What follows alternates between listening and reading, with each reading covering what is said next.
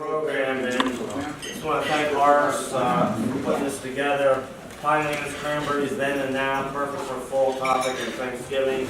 Horace, besides being retired from the Forest Fire Service, he's also a farmer, not a cranberry farmer. He's a tree farmer. He has a Christmas tree farm in Wading River. It's a pretty neat farm if you ever want to Christmas tree. Horace farm. But Horace has a lot of talents, a lot of interests, and I just want to thank him for putting this together. This is an overall presentation. Okay, so we're fortunate. And next July, he's agreed to do fraternal and benevolent societies, secret societies, which he has some interesting artifacts to show us. So, okay. Thank you, Horace. I'm good to go, and this is just a little handout. Coming up on Thanksgiving, cranberries, and all of that stuff. But there's a history that goes with it, and it's more than just a plant that grew. And some of you may have heard this presentation from me before. The first war that happened here was long before the American Revolution. 20,000 years ago, the Ice Age was still in North Jersey. This was all tundra. There were no trees, no pinelands, forests, what have you. And the first, I'll call them Native Americans that came across the Siberian land bridge.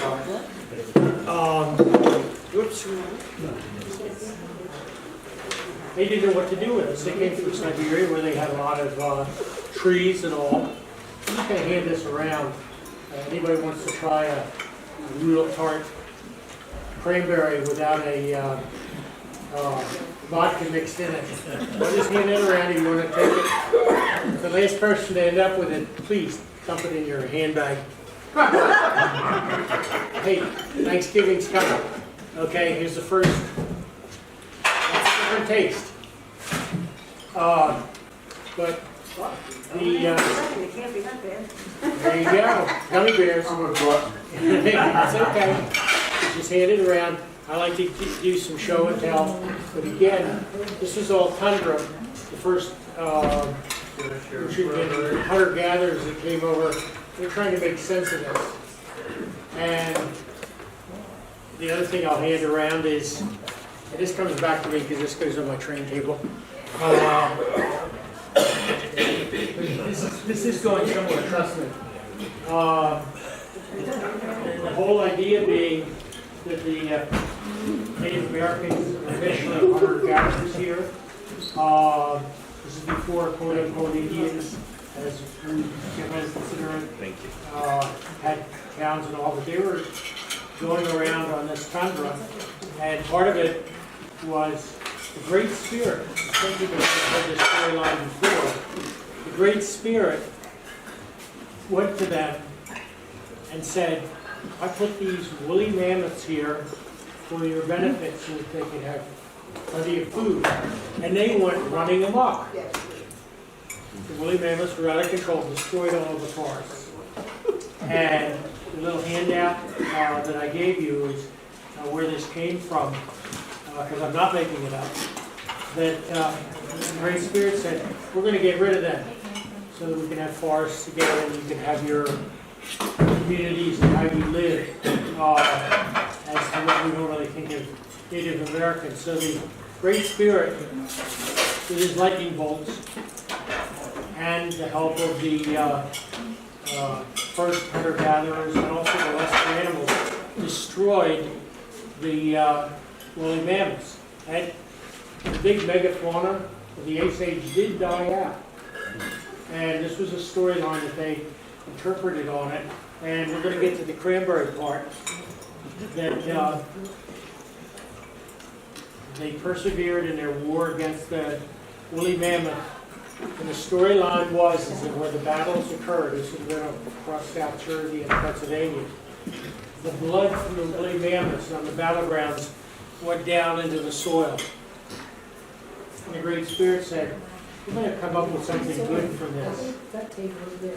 We're going to grow cranberries out of that blood, which will come up as vines, and then you'll have something to eat, so there'll be some good story. Now, I don't believe that. I have some good friends with Ocean Spray. I've tried to sell them on a Mammoth Blood brand. That didn't go anywhere. But the other thing is, you know, with any mythology, there's hidden aspects to it. Now, I'm sure the Cranberries did not come from woolly mammoth blood. But the other half of the mythology, the Lenape, in years to come after the battles, they would find large bones in certain areas, and they couldn't understand it. They were bigger than deer, bigger than rabbits, huge bones that might be sticking out of the, maybe I didn't get to see any of it around.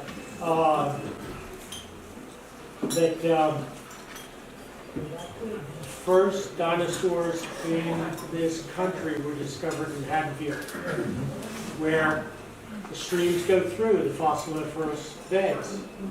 And they would have been exposed there. Growing up in Pemberton, you could go along the Rancocas and touch clam shells that were coming out of the bank that had been there forever.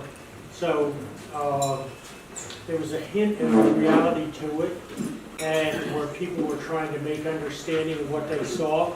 No trees, something destroyed them all. Well, let's get rid of that source of problem. And the trees came back to Pinelands, et cetera, et cetera. But the other thing that was interesting, Haddonfield, the first large dinosaur, was excavated in an area. I think they actually have a model of it there. And so anyway, that's just a little bit. So you're on helping me, right? Tim, can you do the laptop? Oh, I'm sorry. Tim will do it. I'm technologically challenged. You don't know that by now. Okay, you've got an assistant. Go back up one. We're just going to go back up a little bit because cranberries were a major part of the history here. Maybe it had something to do with mammoth blood, maybe not. Cranberries are unique, particularly in Massachusetts, New Jersey, and the Hog Wallow Haynes farms in the central part are second to. They go back and forth as to who grows the most cranberries. Now, the cranberries I just watched this evening is at the White House. Give me some cranberries. The harvest is still going on here, so I don't have any native cranberries. These are all from Canada. They have a similar climate. The Hayneses of Pine Island cranberry. Grow cranberries in Chile because there's a huge market in Brazil for the fruit. So you just can't grow it anywhere, but it has a broader influence to it. But we're going to talk just a little bit about cranberries, and we talked about mammoth blood and that type of thing. Okay? Cranberries, where they come from? Crane bill, right? A crane. And the green berries are just starting to color up. And this is a factor now. Do I have any right here somewhere? That's right. Global warming, that's a factor, because in the summer you've got green berries out there. They need some cold temperatures to redden up, harden off, to create that color. They were selling green berries, a marketing ploy, because actually there's better juice in a green berry than a red berry. And they said this is a different type of berry. I'm going, really? My degrees in botany, I know that's a lot of BS. But it takes longer now to go to harvest. We just had our first shilling frost last week. My wife worked in cranberries, and she'd usually have frost in September. And they would start to get color. But anyway, a little bit about that, okay? And that's what you're looking for. There's my grandchildren a few years ago. That's a flooded bog that's been beaten, and I'll talk a little bit about how you get them up, okay? Now, there's a lot to South Jersey in terms of its history, New Netherland, the Native Americans, introduction, all of that. But in the Pine Barrens area, you have the wetlands and the suitable growth characteristics, okay? And I talked about it before. The wetland loves in war with the monstrous mastodons. And the Lenape myth of the I don't know how to pronounce it, we who raised war against them. And you can see where the wetlands are. This is a 1916 map, one of the first really detailed maps. And you can see the green of the wetland area. That's where you need your cranberries to grow. You can't grow them all over in the Delaware Valley, where they don't have the right soils. Okay? And there was an industrialization period, log iron, glass, charcoal, lumber, whatever. This is interesting, 1776. You can see the sandy, barren deserts. A lot of it's related to the wildfires that occurred in the area in Connecticut Pinelands. And fires have been here for a while. Anybody who doesn't remember the fires up in the Waretown area last spring. Didn't happen until recently. It was more due to people. In the late 90s, we changed the state arson laws, so that took a lot of the people out. But we've always had some fire sources here, whether it's Native Americans using it or lightning. And the pinelands and the wetlands. You've got a mixture of types. The pinelands on the right. On the left, you can see the wetlands of the Batsto River, and that's where you can have cranberry bogs. And they kind of kicked in after the industrial era fell apart in the mid to later 1800s, and they were running railroads in here, so kind of like a combination of events. The railroads, particularly down in this area here, brought agriculture to Atlantic County, but it also up in the core area gave a way to be able to grow cranberries and export them. They're associated with that cedar water area, the boggy area. There's a cranberry craze. Everybody wanted to get in on it because they didn't have glass sand making iron anymore. They didn't have bog iron making iron anymore. What do you do? Particularly in the Pinelands. In this case, there was a craze that came in. Everybody was trying to get on the bandwagon. Fast forward 50 years, when they hybridized blueberries. And blueberries came in, so there's a lot of back and forth between suitable terrain for blueberries and cranberries. And the railways were a big part of it. Where they allowed people to export cranberries from Tuckerton. They were taking clams and oysters out, taking charcoal out. Railroads had a big influence on it, particularly here in Galloway, because you had your seashore lines that came in, went right down the center of the county, and it was also provided access to some of the better agricultural soils versus the sandy pinelands. That's just a little replica I put together showing the influence of the railroads. And what did they export? They could export cranberries, lumber, fish oil, and charcoal. So that was a major thing in the late 1800s when the railroads came in. You didn't have the expressway and the main highways, but they did have a big influence on the history down here and helped to propel cranberries into being an exportable crop. Interesting thing was, it wasn't just the railroads with the steam engines. They had a thing called narrow gauge rail, where you could work into the swamps and basically use a push rail to get back in there. And there's not like the rails that you see today on the seashore line with very narrow gauge in sections. And that became a part of the way that they could develop cranberry bogs and also take advantage of the cedar swamps. And a lot of the early logging that was being done in the 1800s took advantage of this, where basically wheels roll couple of people behind a load of logs can extend it out into the wetlands area, and also for developing cranberry bogs. Okay. And some of the interesting things, if you ever go on the state atlas, state geologist had a fantastic series of atlas sheets that they started making in the late 1800s, and they really capture a lot of history. And this happens to be a piece of Wharton track. You can see this is up in what's called Calico, one of the forgotten towns. You can see where there were cranberry bogs along it. And they periodically would update these maps, but they couldn't take the old information off because it was etched into plates, so they kept adding things and adding things. But anyway, it's an interesting thing. If you ever get a chance, you can go on the state geologist atlas sheets. You can look at different years. Maybe every 15 years they would do an update to see where the forgotten towns were and where a lot of the cranberry bogs used to be. Okay.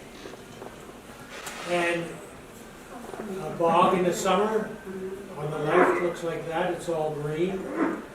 Now this time of year it's starting to redden up, even when things are staying warm. Okay.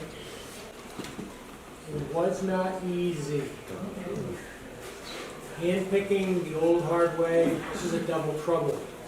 Initially they were just picking by hand. And they used anybody you could have. Women, children, men, but mostly, you can see there are lines of people working their way across the lines and hand-picking. Right. And they would put them in the boxes. The one on the left, my grandfather's peck box, 4 pecks per bushel, and then they had different ways of measuring them. They had export them. The other thing too was you're out there picking, maybe by hand. So you pick a pack of cranberries, you take them to the straw box. You say, oh, okay, you pick the pack of them. Here's a ticket. And they had different ways of measuring them by pecks, by boxes, different things, but you kept your tickets, and at the end of the day, you could be eating all for money. Okay. And the cranberry barrel was set by Congress as 100 pounds, 5,926 cubic inches, and that was the way things were shipped out in the 1800s. The other thing that went with it, and this actually started with a collection of labels. They were extremely powerful. I have another program that just details all the labels that people had to try and sell in ways. Okay. And again, it was not easy, but it's going to change with industrialization. What they came across with initially, rather than just picking by hand, the scoops, kind of like a cone, if you will, with a basket. This isn't easy either. I've tried it. I have my grandfathers, and it ain't easy to be down and trying to scoop through the vines to pull the berries out. This is an interesting one that happened to come up. I'm going through some old photography of our bogs in Williams River. And I'm going through, and the wife had found some negatives brought it home. And I'm looking through, and I found a picture on the left. Who knows what that is? Somebody does. It says Autogyro, right? Yeah. Autogyro. And that was an interesting little side note from. And that was like right in the center of the period when autogyros were famous. Right. And In the early 30s, that's they it. go on from the biplane, which didn't have much of a cargo load, and you didn't have big, heavy engines to drive it. And for a while, they're actually using them in agricultural, because they can do a payload. And one on the right is just a model or an instrument sitting there. And it's really a crazy history of getting here. You never know when you start looking at cranberries and labels. What is this autogyro? Whatever. Anyway, the scoop On your right, you can see the pines. The one on the left is for collecting cranberries out of water. You can see it's just hardware cloth. And horsepower, manpower, woman power, child labor, water power. All about water, how you can grow them, and what you can do with them. And this is where you get into the color, as they're trying to market things, not mammoth blood. Fanciful names. There's quite a collection of these out there. These are all New Jersey varieties where different growers are trying to sell their wares, and it's really a totally other little mini lecture just on all of the different labels that could be attached to barrels to try and sell them. Eatmore, Grail, they had a whole variety of them. Princeton, they're trying to sell locally. Monmouth brand, and how much of this was really genetically different types of cranberries, more like marketing. Oak brand, plantation brand. And there's a whole show I have of just labels, which are interesting to see what they were trying to do. Now this is into the early 1900s. They're using this. They had labels like that for oranges Yeah. and tomatoes. Boom and bust. Everybody got into cranberries. There was a cranberry craze. And a lot of them were abandoned today because business grows. We'll talk a little bit about that.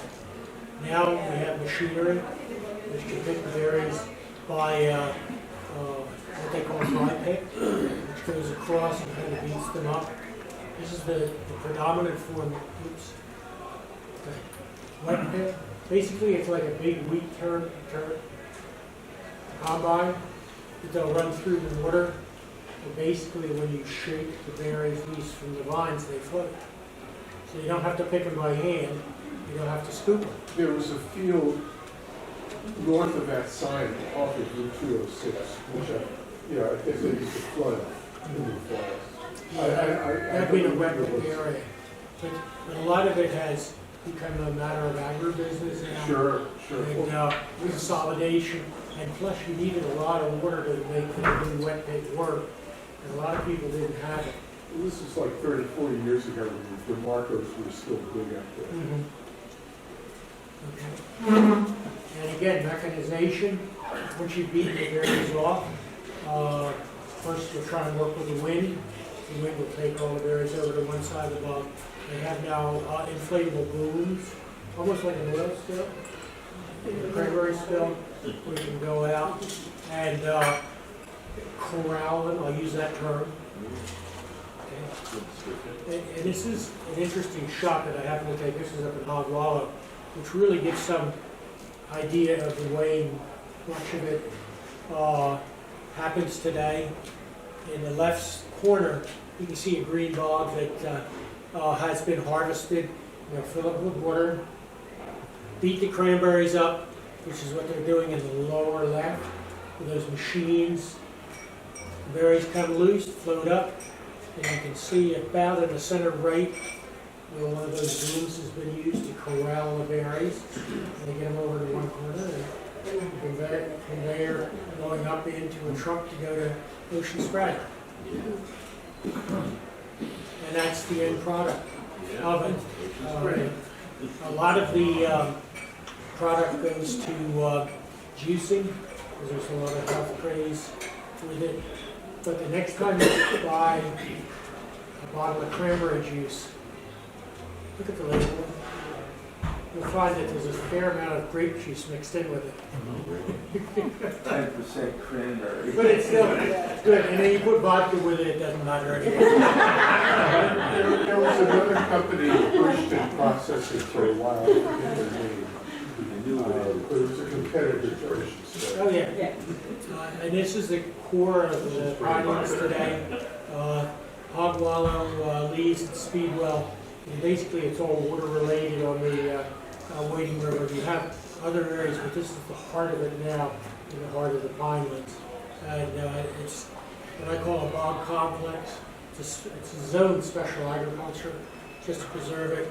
Speedwell, Hogwallow, Rutgers Research is there. They have a major research center there where they keep trying to evolve. I think we're just about that. And there's your product. Joseph's craisins. I love craisins, but you can't find them. You can make them.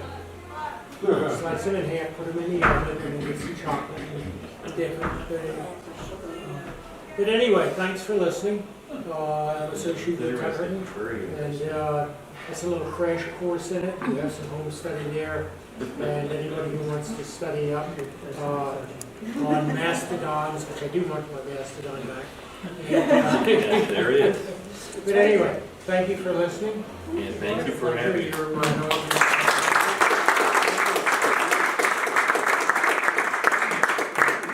Thanks, Horace. Anybody have any questions for Horace? Catherine does. Okay. I was talking. Do you have a question? I do. Audio visual aid. Yeah. We'll see if you have an answer. So, I'm sorry? I was talking to a basket maker, and like we know a lot about the boxes that they carried cranberries in, Mm-hmm. but do you know what kind of baskets they might have used if they did? Generally, there were boxes. Yeah. I showed the one that was a pack, which would have been, you could carry two of them out of the bogs. Then they would start consolidating them. They had different sizes. There were more for going on your shoulder to carry out. But ultimately to get them into barrels, which would be a saleable type of thing. And again, the Congress actually created a standard for what was supposed to be in a barrel. So it wasn't easy work though. I tried using a scoop and it's like, really? So I got a day job.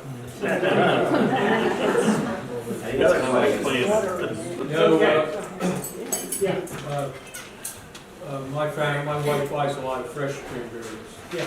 Nobody in Jersey, they don't do fresh, dry pick berries anymore. They use some. It's a limited market. Basically, it's juices.